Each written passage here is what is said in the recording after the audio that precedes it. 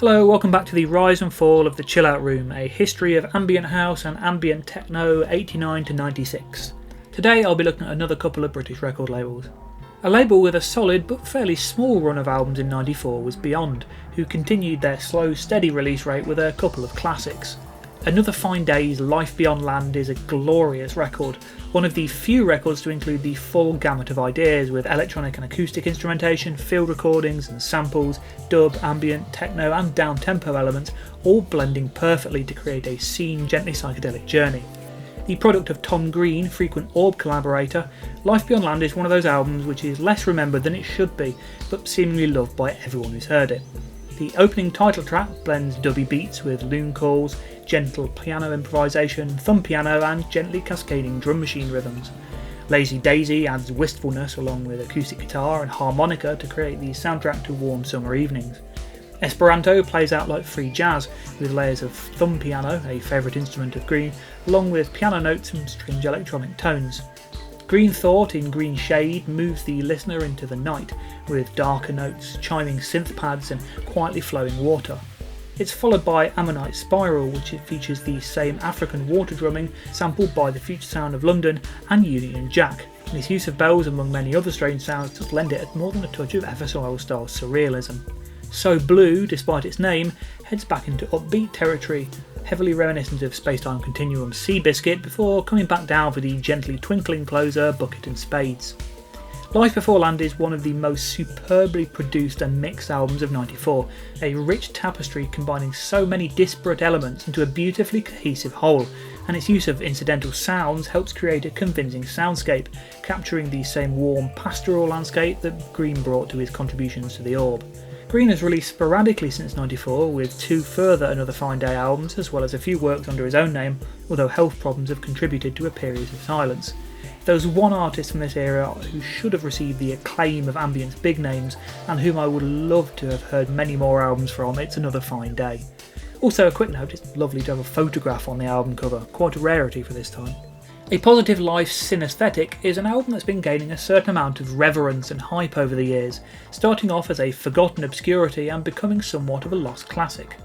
By this point, the solo project of Stefan Pilaewski, A Positive Life here created a sensuous work of dub-tinged down-tempo ambient trance.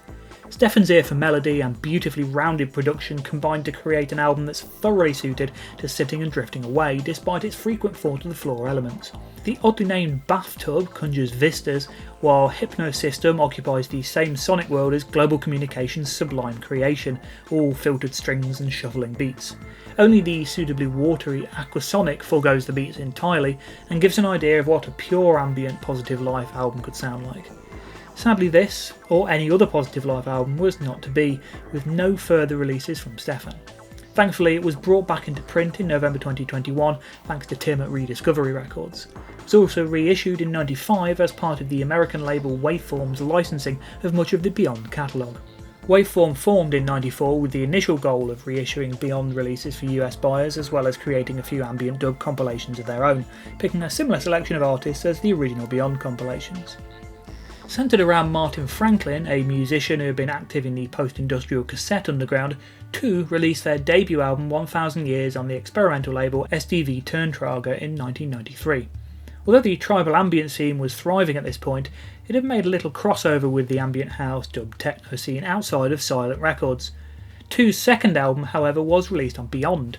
Not quite the label's normal fare, but then there was very little need to stick to rulebooks. While much tribal ambient focused on a mix of dark ambient drone and heavy acoustic percussion, Toop's sound is more densely textured with emphasis on flutes and bells. Creating an exceptionally evocative atmosphere of unimaginably distant lands, Toop's music is highly recommended to those who enjoy their ambient going beyond the confines of synthesizers. As with many Beyond releases, All Our Ancestors found its way to America via the Waveform label in 1995, who then licensed debut album 1000 Years a short while later. Toop would go on to release two more albums, based largely around the pairing of Martin Franklin and Nick Parkin on Fathom, a label mostly releasing music by the similarly minded Robert Rich and Steve Roach. Beyond's least characteristic release was probably Electronic Eye's Closed Circuit. A new project by Richard H. Kirk, soon to be ex-Cabaret Voltaire at this point, Closed Circuit is maybe Kirk's most ambient-leaning alias, with some slow dubby pieces and a general restraint on the drums throughout this Ambient Techno 2 CD record, also released as a luxurious 4LP box set. Indeed, Electronic Sight has a blissful feel in its synth arps, Painted People is a murky beatless soundscape, Fourth World Destination is pretty Orb-esque, Counterinsurgent feels like a halfway between Muslin Gauze and Air Liquide, Closer Nation's Fade is quiet and serene. Running to 2 hours with a fairly similar set of timbres from start to finish, it can get pretty overwhelming, but there is a lot to enjoy on the album. Another unusual release on the label that deserves at least a brief mention is Buried Dreams by David Toop and Max Eastley. Two experimental musicians who'd first collaborated on a split LP released by Brian Eno's Obscure Recordings label in 1975, Buried Dreams marked a return for both musicians who hadn't released much in years. Laden with field recordings and bizarre textures, the album's a fairly abstract work, but one that will appeal to the kinds of ambient fans who enjoy the visual, visceral nature of environmental music. While the majority of the ambient scene was fully established by this point, there are very few big names, labels or artists who weren't around by '94, there was one notable exception, Emit.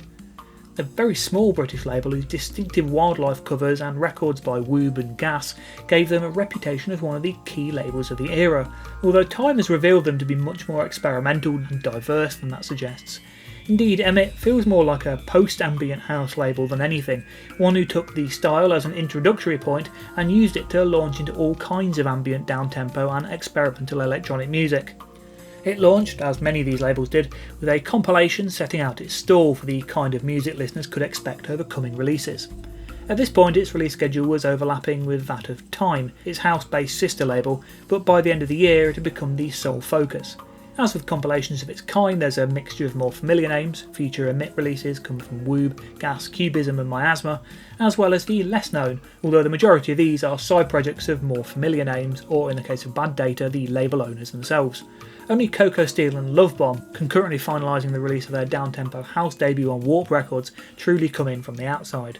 From the opening moments, Emit 0094 portrays the label as one with a focus on drum loops and acoustic percussion, neither at home alongside the increasingly popular ambient techno and IDM styles, nor the ethno-centric end of things either.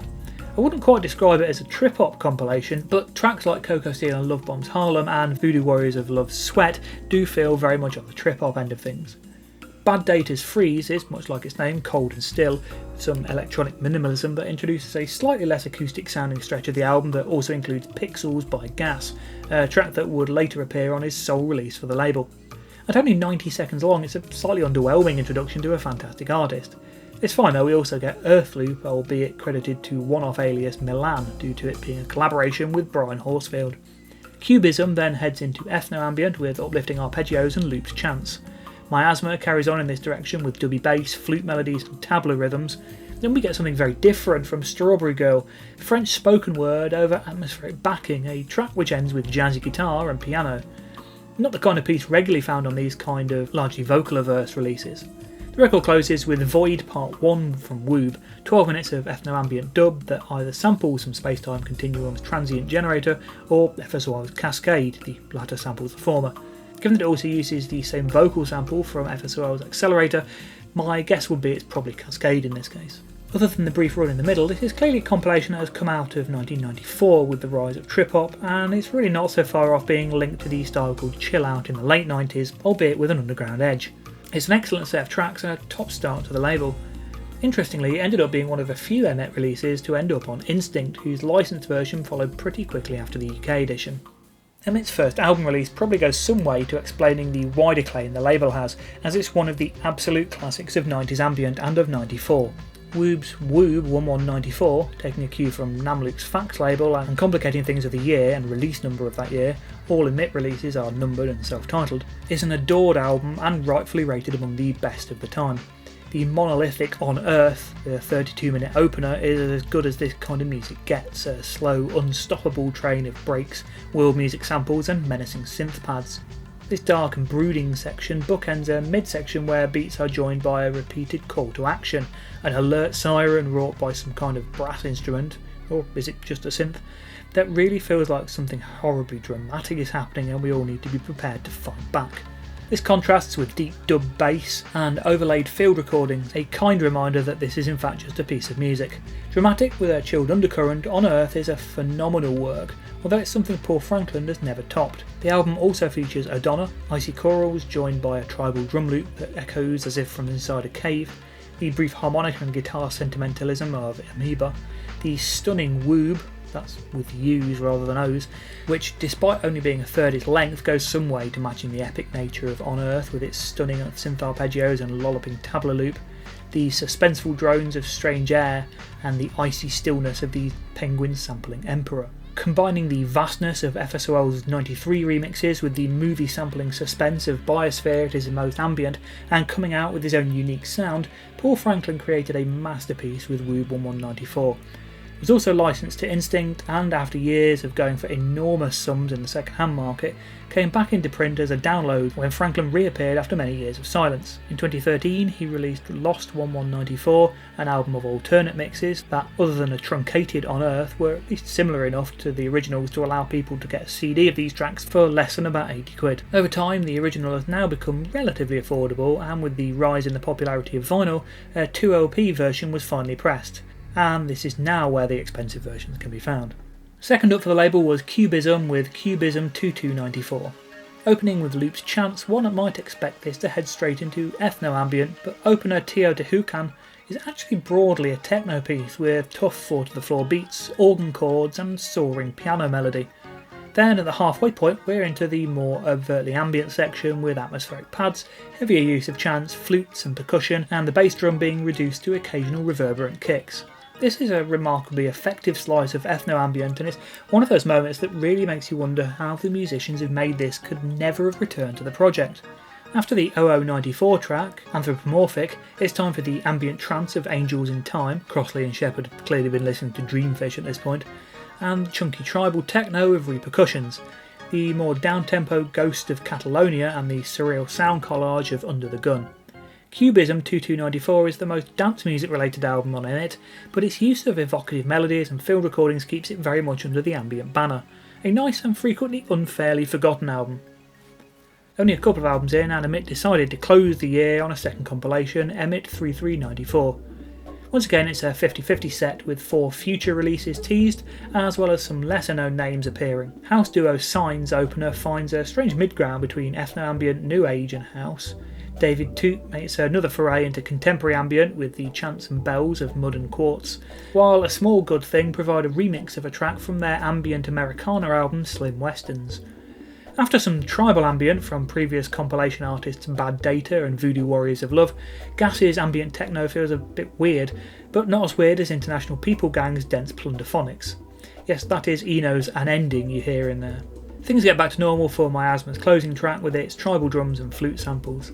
It's another solid compilation of very much 94 material, but once again with a few slightly jarring tracks in there. Still, a promising start for a new label, and one which will continue for a few years yet. Woob's Paul Franklin managed to pop out another couple of releases in 94. Following up his compilation exclusive Void Part 1, Void Part 2 with its cool trip-hop beat is a little surprising after the more worldly sounds of 0094, although the ambient outro is perhaps more familiar. A 12-inch was released, back with a couple of tonally jarring progressive house remixes from Beeswax label owners Oakes and Sullivan, as well as a tribal ambient version that takes the original into a much darker and more familiarly Woob territory from Journeyman. This was Franklin's collaborative project with friend Colin Waterton, and alongside this remix they also managed to release an album in 94. If any album ever needed remastering, it's Journeyman's Mama 6. It's about half the volume of everything else around at the time, which is a shame because there are some deep sounds on here. Despite Waterton's presence, many consider this to just be another Woob album, and honestly it's not so far off. Given how little music he produced in this style, it's understandable that people clamour for what they can get. The beats are a little more on the techno end of things than the tribal-infused breaks of Woob's work, but otherwise it's all there: the deep synths, dubby bass lines, sample collages, spoken word, field recordings, spacey yet down-to-earth atmosphere.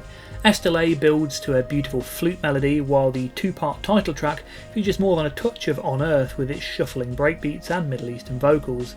Latinero, Woob's Sunrise dub, is a stunner with soaring strings and flute reminiscent of the Orb's OOBE. Closer 3001 starts in trippy slowed down territory before bursting into a dub trance outro. A 12-inch was released alongside the CD, featuring the full 20-minute version of 3001, edited to 13 minutes for the compact disc. Like I say though, it really needs a remaster, this version sounding quiet and slightly muddy. Also, no offence to whoever it was at Ninja Tune who put it together, but the back cover does not belong on a professional release. Jeez. Number 6 was the second album on N-Tone, the Ninja Tune imprint set up in '94 for more atmospheric material. The label's first release, Drome's The Final Corporate Colonization of the Unconscious, was just this. I would call it only ambient adjacent, as it's basically just dubby trip-hop with a few atmospheric samples in place. Although if that sounds like your kind of thing, then definitely check it out, it's a wonderfully produced record. N-Tone's other '94 release was Journey of the Carcharadon by Real Life, a British production trio. Winning the prize for the all-time worst ambient techno album cover, the album's oceanic theme isn't actually indicative of a whale song sampling ambient comfort blanket, but a pretty solid slice of ambient techno. Sounding like the product of dance artists who've decided to make some more laid-back material for a change, the production is punchy and well mixed, the tracks are nicely arranged and the sounds are all excellent. Its flaw is it's just not the most memorable set really. The compositions are fine, but there's nothing to write home about. Even the oft-cited Shark Dance with its subtle ethnic sampling, reasonably catchy bassline and surprisingly New Jack Swing inspired beats isn't really a classic. Astral Beach is probably my favourite, being the most overtly atmospheric sounding piece here, while the space dub of Clockwork probably has the most crossover appeal with ambient house in general, sounding much like an Irresistible Force track. Ultimately, Journey of the Carcharadon is a decent record, very well put together, but it'll never be a first calling point in the genre, especially in a year when very similar but vastly better albums like Robert Liner's Visions of the Past were released. One label who had an uncharacteristically slow year was Recycle or Die. While the rest of the ambient world was arguably at a peak in '94, Recycle or Die only released one original album. Rhythm and Irrelevance by Number 9 Dream, a group featuring Baked Beans member Helmut Zerlert, as well as Walter Dahn, who had released an album of dreamy synth-pop a couple of years before. Featuring the same kind of minimalism as Baked Beans, the tone here is less on rhythm and more on gently ebbing synth drones. Vaguely tribal sounding drums murmur beneath the surface, but the emphasis is sadly on frequently uninvolving melodies and chords that fail to fully create an atmosphere or groove. Texturally it's all rather impressive, without any of the bland sameness Drome can often be accused of, but it's hard to get very excited about any of the material here. Two tracks stand out among the rest. Summer Offering brings a level of intensity very different to the rest of the album, while La Lune de Miel's sensuous textures and tabla samples bring to mind a slow journey across the desert, achieving the kind of atmospheric minimalism the rest of the album strives for but falls slightly short of. These two tracks plus the 3 intriguing minute-long interludes mean there's half a very strong album here, with the other half falling into ambient anonymity. The Recycle or Die catalogue was also given a bit of a push with 2 compilations on Planet Earth recordings in the US. Both A Mission into Drums and Recycle or Die Electronic Mind Music feature previously released tracks from the label. The former was also released on Recycle or Die's parent label IQ. And that's about it for today. I hope you enjoyed this video, and I would love to hear your thoughts on the music, especially if you experienced these releases when they first came out back in the 1990s. Do drop me a comment, and there are also like, share and subscribe buttons you might also like to press. For those of you who use Spotify, check down below in the video description, there should be a link to a Spotify playlist that accompanies this series of videos. I'll be updating that with all the material I cover every time a video comes out. And I'll see you next time with some of the bigger names of ambient and their '94 releases.